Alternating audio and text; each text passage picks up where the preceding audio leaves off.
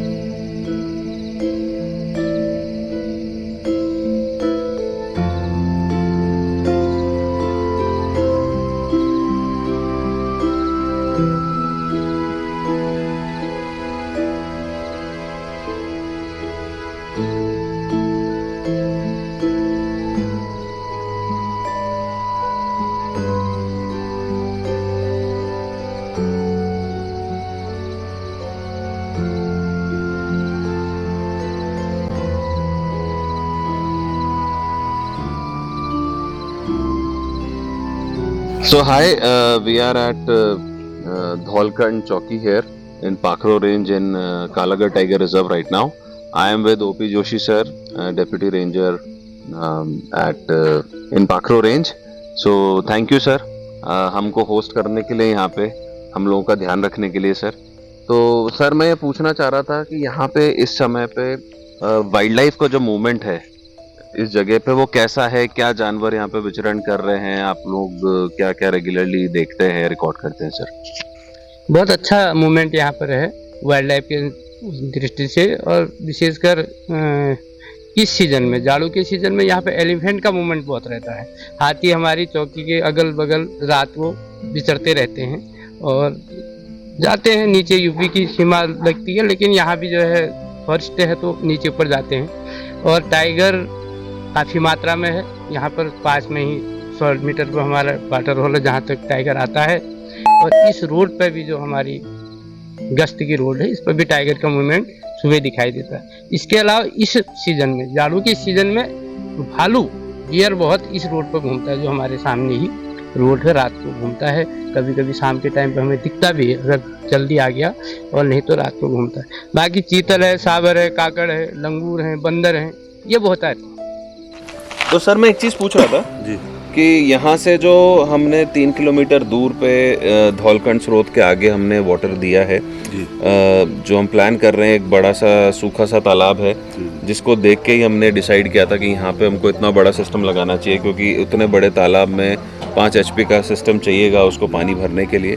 तो सर वहाँ पे कैसा मूवमेंट है, और आपको क्या लगता है वहाँ पानी देने से जो आसपास का पूरा एरिया है, पहाड़ के नीचे का एरिया है जो आपके पाखरो रेंज में, मेन टूरिज्म रोड है, तो वहाँ पे वो पानी बहुत सफिशिएंट रहेगा जानवरों के बहुत लिए। बढ़िया, बहुत बढ़िया। जानवरों के लिए इतना बढ़िया है। हाथी का वहाँ पे बहुत ज़्यादा मूवमेंट है और हाथी पानी पीने के लिए बहुत तरसते थे, पर आप जैसे आप पानी दे रहे हो तो हाथियों के लिए और टाइगर के लिए तो बहुत बढ़िया हो गया। और दो टूरिस्ट आते हैं तो उनके लिए ये हो गया कि हाथी वहीं पे दिखाई देंगे पानी के आसपास। बहुत अच्छा हो प्लान। जी सर, उसके अलावा जो हम यहाँ पे और कितने वाटर होल्स हैं बीच में सर, यहाँ से लेके और धौलखंड स्रोत तक जिनको हम पानी दे पाएंगे यहाँ से? 6 वाटर होल है कम से कम। 6 वाटर होल हैं, उनके 2 और बीच में 4 वाटर होल्स जी, और हैं। जी, जी। तो सर आपके हिसाब से क्या हम जो पाखरो में कर रहे हैं, जहाँ 3 वाटर बॉडीज कनेक्ट कर रहे हैं, उसके अलावा जो ये कर रहे हैं, तो ऑलमोस्ट पूरी टूरिज्म रोड जो है पाखरो रेंज की वो कवर हो जाएगी उसमें? कवर हो जाएगी सर, पूरी कवर हो जाएगी सर। क्योंकि हम एक नगीना तेराह पे भी दे चुके हैं जहाँ से शुरू होता है उस तरफ से टूरिज्म, कवर हो जाएगी सर। तो इससे जो पर्यटन है उसको भी बढ़ावा मिल सकता है। काफी बढ़ावा मिल जाएगा, पर्यटन को बहुत ज़्यादा बढ़ावा मिलेगा, क्योंकि आजकल जो पर्यटक आ रहे हैं तो उनको हाथी मिल नहीं रहा है, तो पानी की स्रोतों में है। तो जैसे हमारे बन जाएगा वाटर होल, तो उसमें वाटर होल में रहेंगे जानवर। अच्छा, डिप्टी साहब आपसे पूछना चाह रहा था, जो धौलखंड स्रोत है उसमें पानी कब तक रहता है? लगभग अप्रैल तक रहता है। वैसे तो धौलखंड स्रोत में पहाड़ी की तरफ पानी 12 मास रहता है, लेकिन काफी दूर नीचे वो पानी, जहाँ पे हम ऐसे हाँ, जहाँ आप इस एरिया में पानी नीचे चले जाता है, भूमिगत हो जाता है, Correct. तो अप्रैल से वहाँ पानी उपलब्ध नहीं रहता है नहीं इस रहता है। एरिया में, तो जो ये पर्यटक पूरा रोड है एरिया- उससे नीचे तक। तो ये कितने लंबी पर्यटन रोड है सर हमारी? पर्यटन रोड तो पाखरो से वहाँ तक कोई 7 किलोमीटर है, और इस 7 किलोमीटर पर्यटन रोड जो 7 किलोमीटर इसमें, धौलखंड तक? हाँ, धौलखंड तक। ठीक है सर। धौलखंड स्रोत तक नहीं, धौलखंड नहीं, मोगड्डी स्रोत इस पाखरो रेंज की ओके। 7 किलोमीटर है, जी सर। और फिर सोना नदी रेंज में 3 किलोमीटर है। ओके, कुल मिला के लगभग 10 किलोमीटर, 10 जाना और 10 आना, तो करीब करीब 20 किलोमीटर का ट्रैक हो गया ये। 10 के आसपास है। नहीं, वो इधर आना नहीं है 10, ये वाला रोड 10 नहीं है। ऊपर फिर बीच में एक पर्यटक रोड और है, लिंक रोड है।